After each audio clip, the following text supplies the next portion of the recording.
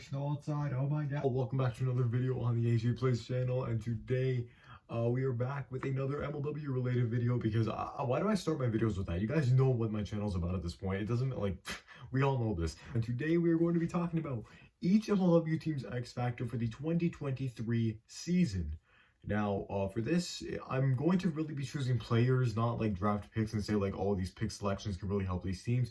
I'm not going to say that. What I'm going to go ahead and say is pretty much like the players that I think have the most impact to their team and how those players can help their team achieve the most success this upcoming season. We're going to just like not waste any more time, get right into it. Starting off with the Coastal Cobras, I think this one's pretty easy. I said this even for the World Series.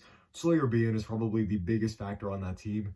In regard, like, he is the best two-way guy they got because Drew Davis can't really pitch anymore. Honestly, I think Sawyer being, he had a really good rookie year. He was the only other rookie really in contention for Rookie of the Year, even though Robles was going to win that anyway. We know that. However, Sawyer being, he is a very solid young player who has shown flashes of brilliance at the plate, and he also has a developing arsenal that we did see improve across the entirety of the 2022 season. Next year, if he can share time with Baranowski as the ace, I think Baranowski will still be the ace, but he can definitely compete and he will be a solid threat on the mound and he will continue at the plate. His success is critical to the lineup, rotation, and the overall success of the Cobras. Moving right along now to the Downtown Diamondbacks, very similar to Sawyer being, I'm going to go ahead and say Jonah Heath. In his case, he is also the #2 pitcher and one of probably the second best hitter on that team. And last year, he wasn't really that guy. He had a bit of a slumping year. However, he picked it up quite a bit toward the end. The D-backs need a legitimate second pitcher. Who knows if it's Casey Bennett, Trey Flood, or Jonah Heath? One of the three needs to step up. You could say one of the rookies will actually make that step into the lineup or get some time on the mound, but I think Jonah Heath, that's his spot that he can take back. It's him who, when he's successful at the plate, so is the entirety of the lineup. When he is pitching well on the mound, then the lineup doesn't have much to worry about because both aces are on. Jonah Heath, he's a huge piece to the D-backs. He definitely has the most impact to that team by far. Next up, moving on to the Eagles. This one is going to go to Dallas Allen for me. Another player that I'm going to reason is his team's X Factor is because he's another two-way guy, but the thing is, he's the ace. Dallas Allen last year took a step forward. He became the ace. He did really well last year, and he did cool off toward the end of the season. However, I feel like with the full season of being the ace, he could possibly, have the endurance to go all the way and be a solid player for his team and get them back to their first NLCS, at least since 2020, and World Series since 2019. He definitely has the ability to do that. Dallas Allen has to keep being that guy for them, and he definitely has the ability to, because he just, kind of announced on Instagram, I'm very happy for the guy. He just lost 70 pounds over the offseason. He's been putting in the work. I'm so proud of Dallas for what he's been able to do. And you know what? I definitely think he's got the ability to go ahead and do ridiculous stuff in MLW next season. For the Great Lakes Gators, this one is going to Jason Chadwick. There are no draft picks for the Gators in 2023.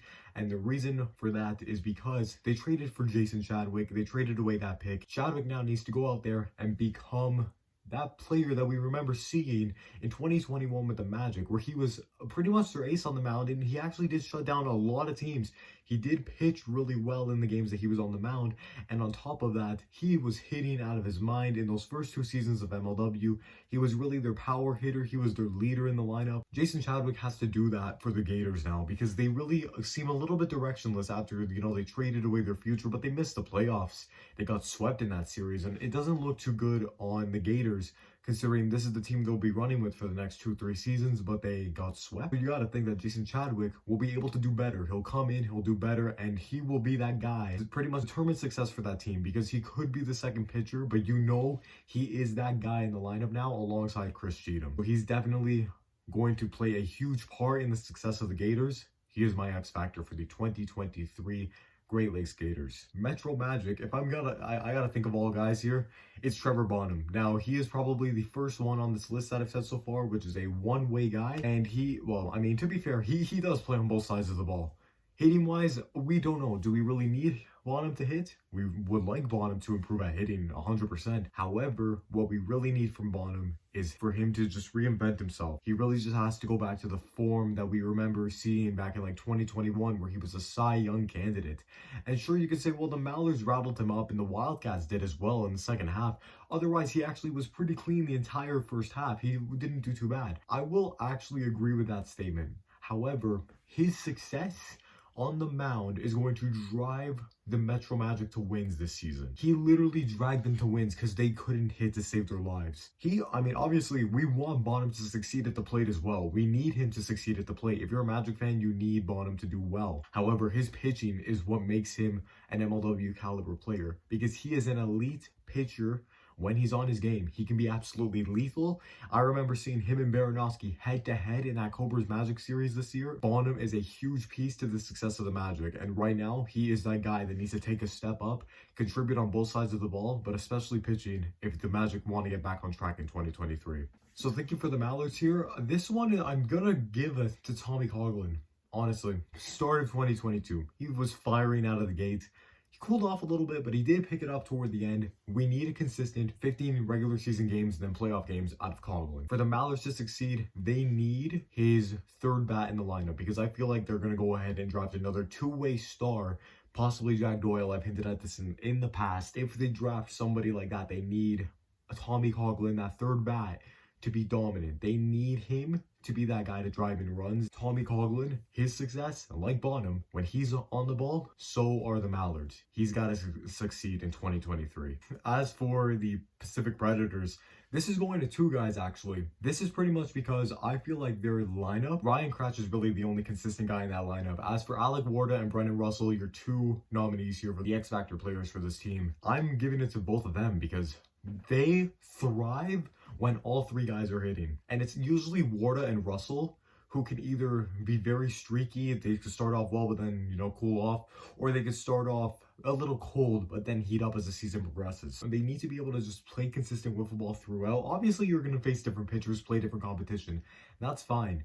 But you need to be able to show up to the ballpark every day and do your job in that lineup, and that's get on base, hit the ball, try to go young. Like, you need to do your job. And obviously they try to do their job and they make it look so much easier than it probably actually is. What I'm saying though is, like the rest of the guys on this list, when those two thrive, it makes Ryan Cratch's job on the mound so much easier because he's got that offensive depth behind him that can help him win wiffle ball games. It's been a problem in the past for the Preds. With inefficient run support, there's only so much Cratch can do on the mound. And the streakiness of both Warda and Russell, it plays into a part of as to like why the Preds might miss out on some games and why they might lose sometimes. So Warda and Russell, their streakiness and their overall capabilities that we know they have, that's probably the X factor for them. They really need those guys to be on in 2023. And as for the Wildcats, this one goes to Captain Kyle Schultz. The reason why? I think 2022 shows that, this team needs to turn things around quick. You could say they made the playoffs, you could say all that kind of stuff, but they were really mediocre. In the first half, they were really mediocre. Second half, oh sure, they went 6-0, but they also went against the two teams I missed. They went against the weakest teams. They swept them, and they barely got past the Gators, actually. The Gators put up a really solid fight. They barely got past them. I feel like Kyle Schultz hasn't really been as dominant on the mound as he has been in recent years, and he really only did two, very good at the plate in those Magic Gator series. That was just stat padding for Sailor, Pearson, and Kyle. Kyle needs to actually get back on track and be elite. He's got to be the elite guy that we know he can be. He has to be able to lock it down on the mound, especially because I feel like teams are starting to find out Nick Sailor, starting to figure him out a little bit. So Kyle's got to mix it up. He's got to get back on the mound. He's got to start throwing strikes again that won't go over the fence. Preds. And if he's going to be the ace for this team, which I feel like he's got the better capability of that than Nick Sailor does. If he's going to go ahead and be the ace of this team, then it's Kyle Schultz who needs to just he's got to be able to lock in. He's got to be that guy. He needs to turn it around because I don't feel like he had a really good 2022. He really needs to do better. I feel like overall they were a really mediocre team, but Kyle, if you exclude the stats and everything from the Gators series and the Magic series, the rest you could see that, he struggled. Especially in the playoffs. You see what happened? That was 4 home runs? Wait, no, that was Sigler. But they still, bro, they got outscored at 14-3 in that series? Like, the Wildcats need to figure it out. And I think Kyle Schultz on the mound could be that guy that helps them figure it out. And then at the plate, he could also help them get back on track with his hitting, just becoming more consistent and not just relying on Jason Chadwick, James Swanson, Trevor Bonham, Brendan Jorgensen, and Chris Cheatham throwing meatballs at you to boost your average. No. You got to be able to hit, get on base. You're the best player in MLW history. You got it, Kyle. You have the capabilities to do this. So that's my X factor for the Cats. For their success, Kyle Schultz just needs to be as dominant as he was against the Magic and Gators throughout the entire season. He's got to be that guy, especially on the mound, honestly, because I feel like teams are starting to figure out Nick Saylor. So for the Wildcats, their X factor for me in 2023 is Kyle Schultz and his success. So what do you guys think of this list? Let me know what you guys think about these picks down below. Thank you guys so much for watching this video. I'm going to see you guys all next time. Thank you so much. Peace out, y'all.